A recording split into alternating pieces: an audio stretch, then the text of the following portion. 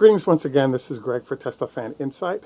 Today's talk focuses on Napoleon and Elon Musk, and fighting too many wars at the same time can be bad news. The second thing I wanted to cover today is the fact that China is aggressively making moves in the EV space, and the commitment that they're making is pretty mind-blowing, mind-boggling. And then the third thing I wanted to cover today is some smart techniques for care and protection of your smartphone and computer to avoid hackers. So our first talk, if this is your first time on our channel, please take time to like and subscribe. If you're a repeat visitor, thanks for coming back. And please note, we are Tesla Fan Insight, and we generally support what Tesla is doing. So it's not necessarily a bash channel that we support sort of evil comments on Tesla. So yesterday, March the 27th, 2018, Tesla's bonds were downgraded. What's happened is that the costs related to both the Gigafactory as well as the build of the Model 3 are pretty high, and evidently Tesla needs to produce approximately 2,500 vehicles a week in order to service that debt. But that real number of somewhere between 500 and 1,500 vehicles a week that's being produced, we'll know that number around the 1st of April. The challenge, or sort of the issue that's popping up right now, is how is this going to be handled? The answer is that there's the fact that the bonds have been downgraded means that Tesla's only option is to have Elon Musk sell more stock by the company, and the stock is already down 50 points from around 300 into the 250 range, and by selling more stock there's about 5% dilution, so one can expect that the stock price could actually fall further as you issue these new shares.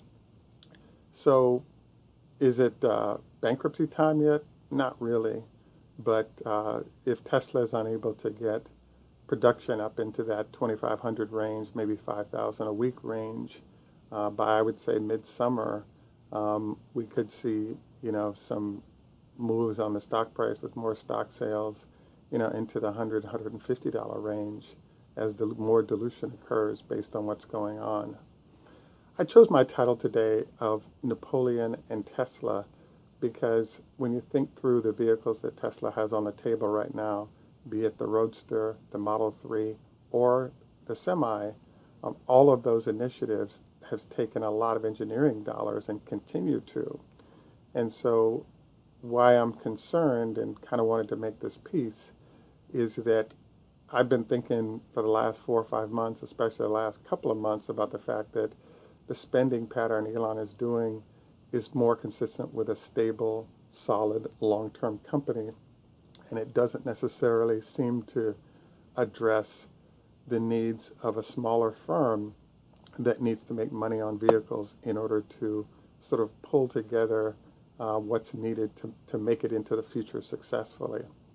So I have to admit that when I saw I kind of almost threw up about 6 months ago, maybe 8, it was announced that Tesla had picked up 1 million square feet in a place called Livermore, California. And as soon as I saw that they were going to be building more parts internally, I was like, oh no, I think this is a great company, but I just think that there's too much money being spent in order to try to get success. And there's not enough cash coming in from what's been built in order to keep the company rolling properly. One of the things people often point out is that Elon is a little bit distracted in terms of working on SpaceX and the tunneling company, etc. And I actually have an alternate analysis from that, and that is that Elon's a perfectionist and he's a smart guy, and he sits down with great engineers and sees what the potential is, and he wants to go for it, despite the fact that it costs way more than what he can afford to do. So you kind of end up in this weird position where the ideas are all good, they make sense, they look great on paper, they may even look great in prototype, but the real costs of executing that are way higher than expected and create all kinds of challenges. when we talk about fighting wars on too many fronts, there are a couple of touch point areas that I wanted to cover. The first is 80% vertical integration. So what that means is that 80% of the stuff you see that Tesla does is actually built in-house, be it the skins of the car to the motors, etc. This is actually a brilliant move because it keeps all of these parts out of the hands of competitors that would go to competing firms. It also allows Tesla the ability to quickly make changes to address better execution or issues that were identified in what's being produced. So there are a lot of benefits that come from this integration. But one of the drawbacks is that you don't get the benefit of being able to order from outside suppliers, and now those suppliers can be paid in 60 to 90 days. And so that extra cash doesn't exist for Tesla to have to work with. So their working capital is really pinched by doing the vertical integration they're doing. Another area that I think that Tesla is going to have to rethink and make changes on is the whole area of what to do about dealerships. I was asked by one of my viewers about what my thoughts were on Tesla switching back to some kind of a hybrid dealer model. And basically, Tesla came up with their own dealership plan because they wanted better quality of service to come from the company, in terms of having the sales and dealership operations more aligned with company needs in well servicing their customers. The problem this creates, though, is that when a vehicle is produced, instead of it being sold to the dealership and immediately all that cash comes to the company, you now have the problem of the fact that Tesla has to basically finance the cars until they're sold.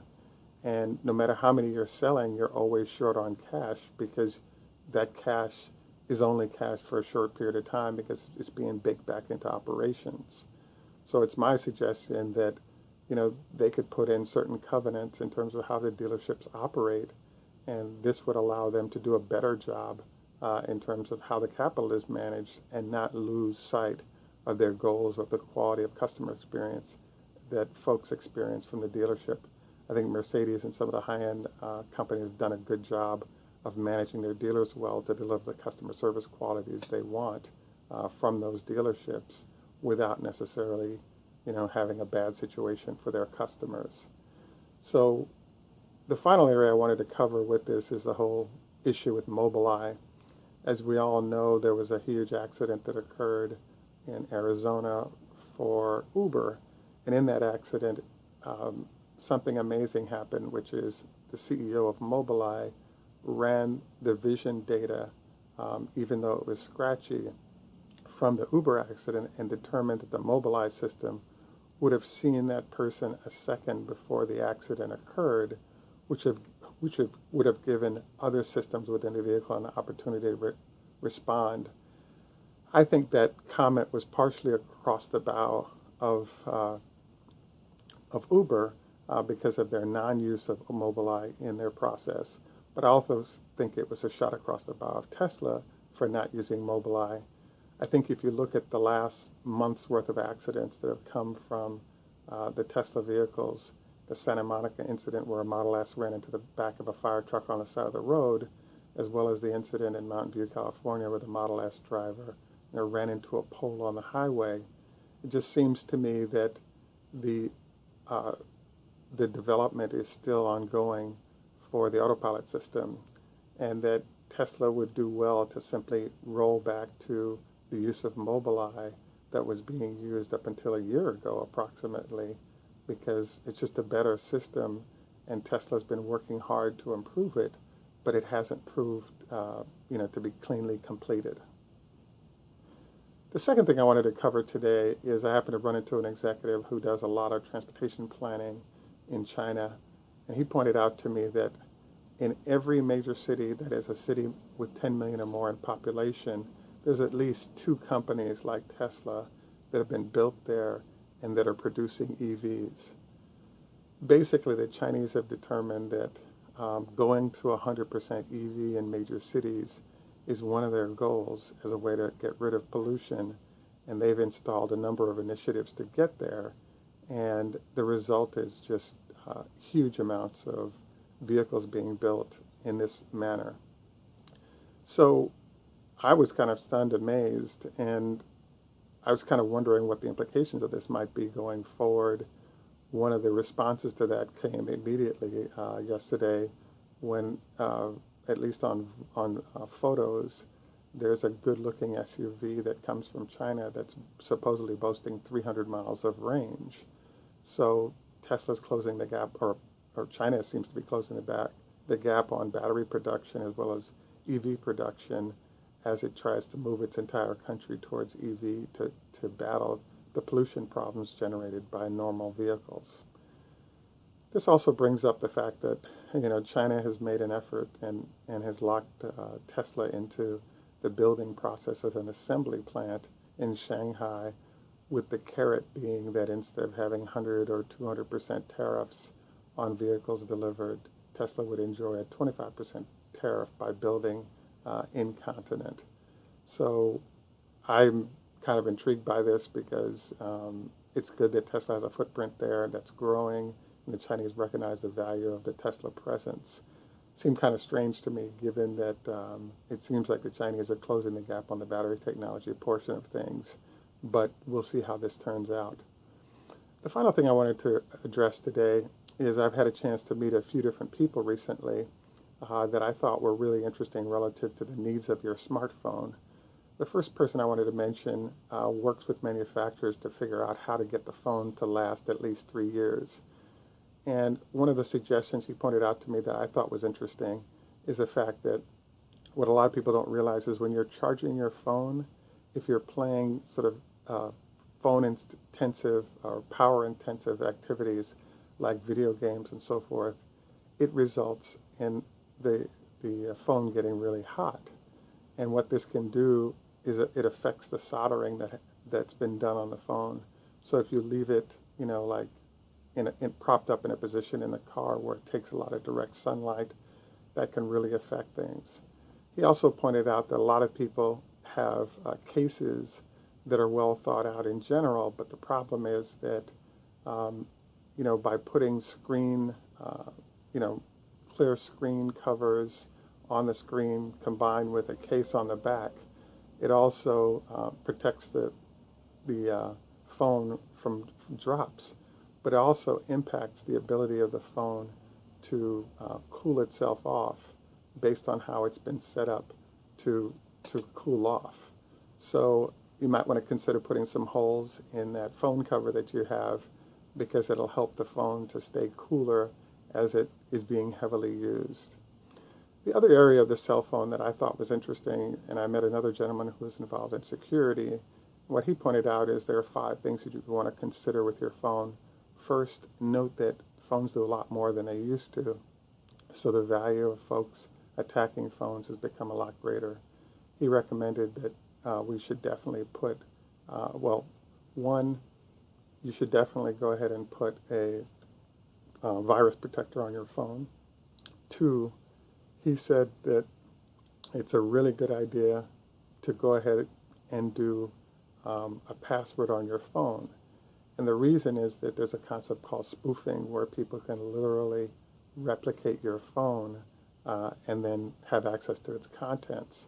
And with a code that opens the phone, it creates all kinds of problems with this process of spoofing. Other suggestions included the fact that your bank won't send you a letter saying anything to you.